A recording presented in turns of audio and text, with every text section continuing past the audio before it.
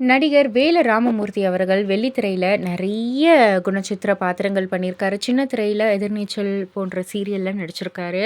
So இவர் வந்து சமீபத்தில நம்ம மோகன்ஜியுடைய திரௌபதி படத்த பத்தி வந்து ஒரு விஷயத்த பகிர்ந்திருக்காரு. அதாவது அவர் சொன்னதாவது, "நான் சவால் விடுறேன். தமிழ்ல இப்படி ஒரு வரலாற்று படம் தமிழ் திரையுலகம் தோன்றிய காலத்தில இருந்து ஒண்ணு காட்டுங்க பார்க்கலாம். கற்பனை இருக்கலாம், காதல் இன்னும் என்னென்னமோ இருக்கலாம். ஆனா வரலாற்றை இப்படி ஆணித்தரமா காட்டியிருக்க முடியாது.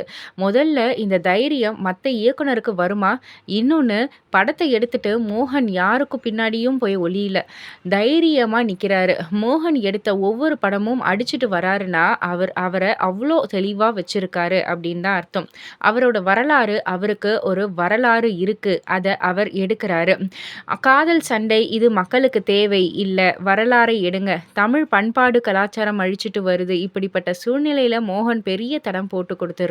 அப்படின்ற மாதிரி வேலு ராமமூர்த்தி அவர்கள் சொல்லியிருக்காரு. இத பத்தி நீங்க என்ன நினைக்கிறீங்க? உங்களுடைய கருத்து என்ன? அப்படின்றத கீழ உள்ள கமெண்ட் பாக்ஸ்ல குறிப்பிட்டு சொல்லுங்க. மறக்காம சேனல சப்ஸ்கிரைப் பண்ணி பக்கத்துல உள்ள பெல் ஐகான கிளிக் பண்ணிடுங்க.